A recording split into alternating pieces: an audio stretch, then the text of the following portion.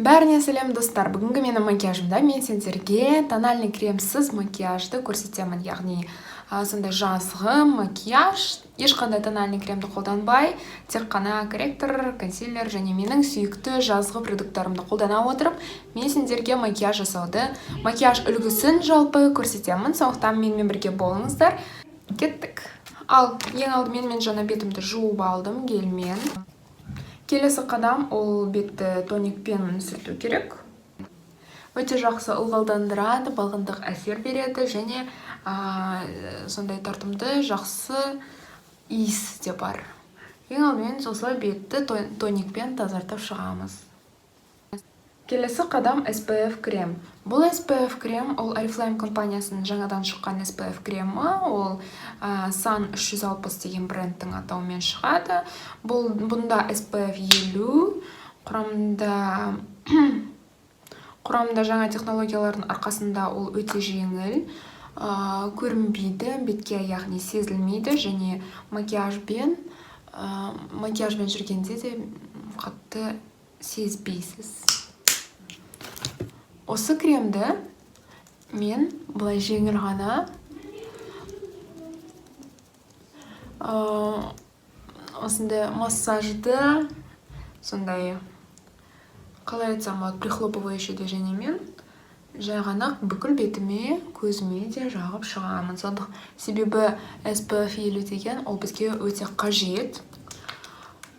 Сіздер әрдайым SPF 50-ті жағатын болсаңыздар, жазда 50, қыста 30 жағатын болсаңыздар, онда бет терісі көпке дейін қартаймай қалады. Жақсылап ылғалдандырып, жақсылап жағып шығамын. Келесі енді мына жерде менде біраз поры бар. Сол порыға мен Poreline Novage компаниясынан, Novage брендінен, Oriflame компаниясынан кішкене ғана мынанша бір кішкентай пальчик алып шығамын да, соны тоже прихлопывающий движениемен жаңағы порының ішіне кіргіземін. Сол кезде ол порының ішіне кіретті, яғни құрамындағы силиконның арқасында порының ішін жауып, тегіс қылып шығады. Сол кезде бұның үстіне біз қазір корректор, әртүрлі бояуымызды жаққан кезде ешқандай поры көрінбей тұрады.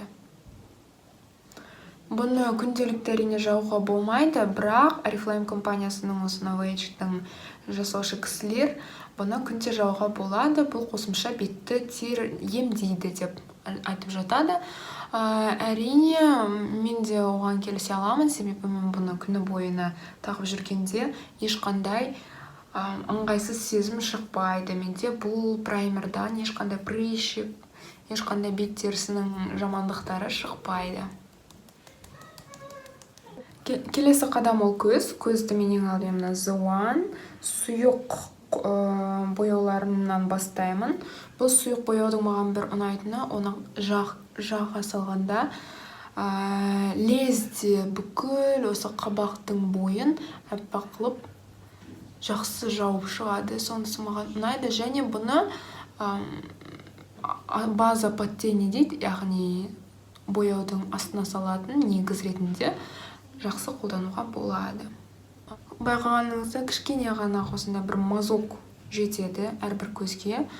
Ол өте сұйық, өте сондай жібек тәріздес, жақсы таралады көз бойына.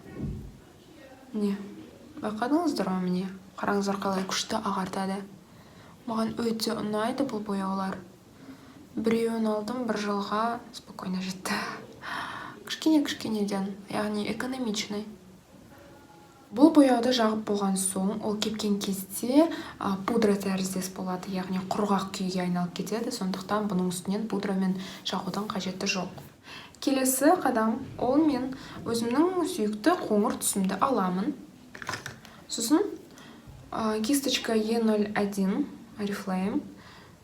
Сол кисточкамен жақсылап отырып алып, қағып, көзіме сүйегін жасап шығамын. Келесі қадам ол біздің Мен өзіме алдыңғы жылыма жаз кезінде осындай тени алғанмын.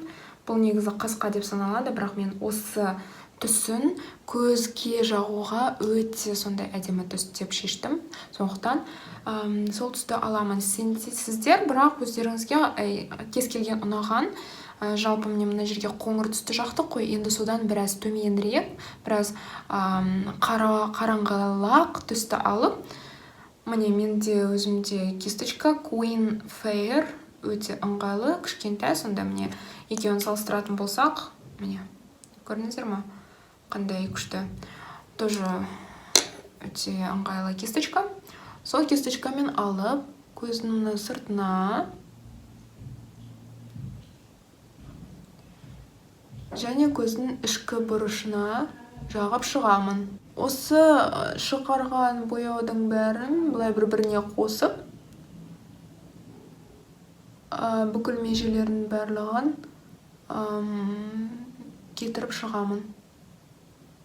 Дәл осындай процедураны екінші көзіме де қайталап шығамын. Ал енді келесі қадам ол осындай өте әдемі түсті. Міне қарап отырғаныңыздай өте әдемі түсті қолыммен көзімнің ортасына қарай жағамын және алдында былай біраз басып кетемін. Вау. Өте керемет макияж шығып жатыр. Енді бұл жерді енді біраз тазартып шығу керек. Жаңағы тоникпен қалған ватный дискіміз қалды ғой, сол ватный дискпен ақырындап былай ұзартып шығамыз. Яғни астын тазалап шығамыз. Мінекей. Келесі көзімнің ішкі қабатын мен жаңадан The One-нан гелевый карандашты алып, сонымен бояп шығамын.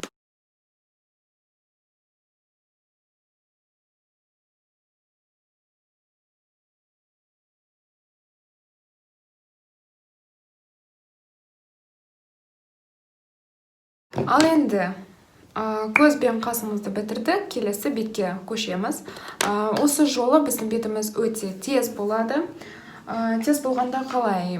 Қазір карантин уақыты болғандықтан менде қатты темные круги деген жоқ. Сондықтан мен өзімнің мына сүйікті консилерімді алып, The One, оны мына беттің алдыңғы жерлеріне ғана жағып шығамын.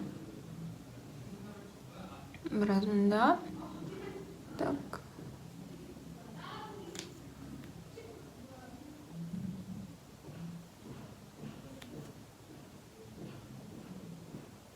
Яғни соның арқасында консилер деген көп пигментті жақсырақ болғандықтан ол тональный крем сияқты көп қабатты әсер етпейді. Сондықтан консилердің бір ғана жұқа қабаты сендерге өте жақсы покрытие бере алады. Яғни жаз кезінде бұл өте ыңғайлы вариант. Жай ғана беттің түсін біркелкі қылдырып шығу үшін. Күшті. Тағы да біраз қосып жіберемін. Мына бет жағын ағарту үшін.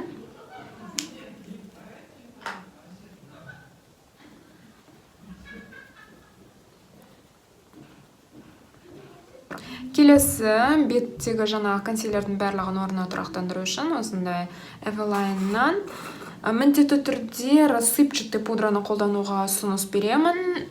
Себебі макияж біткен соң, яғни макияжды міне жаңа жасап шықтыңыздар ма? Лезде осы именно рассыпчатый пудрамен сол макияжды нақтылау керек. Сосын одан кейін күні бойына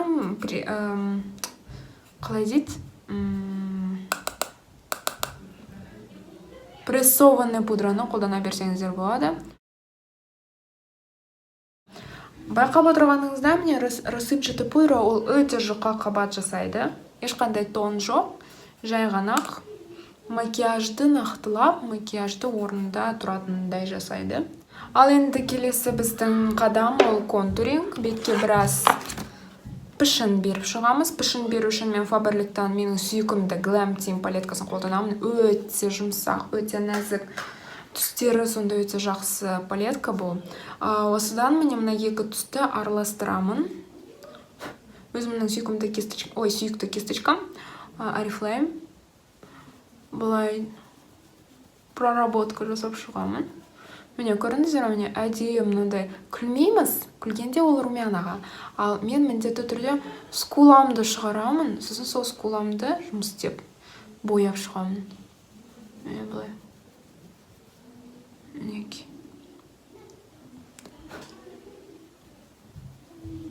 Келесі қадам ол румяна. Румянаны бұлай дәл осы кисточкамен. Себебі бізде жазғы тез макияж ғой. Бір рет қолымда жасап шығайын. Сосын күлем. И күлген кезде осы иектерге жағып шығамын. Келесі ол хайлайтер. Хайлайтерді мен қолыммен жағамын. Прям бұлай қолмен алып, мына жерге әдемілеп жағып шығамын. Сол кезде бізде өте жұмсақ, өте нәзік хайлайтер, яғни жарықтандыру пайда болады.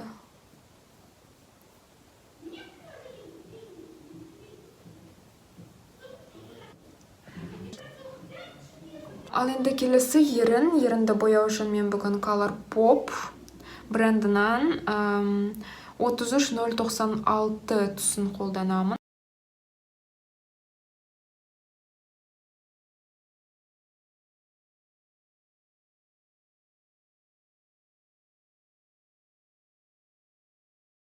Келесі ең соңғы қадам ол блеск. Менің 100 жылдық блескім. Жайғанақ жаздың кешін әдемі қылдыру үшін блеск жағып шығамыз.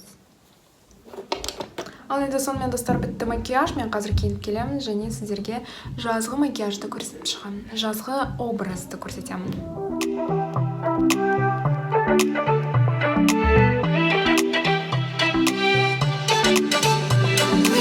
Baby, we'll be together when you come over.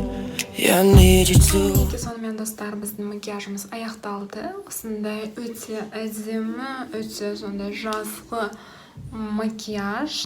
Сіздерге ұнады деп үміттенемін. Міндетті түрде лайк басып, менің каналыма жазылуды ұмытпаңыздар. Бәріне пока-пока.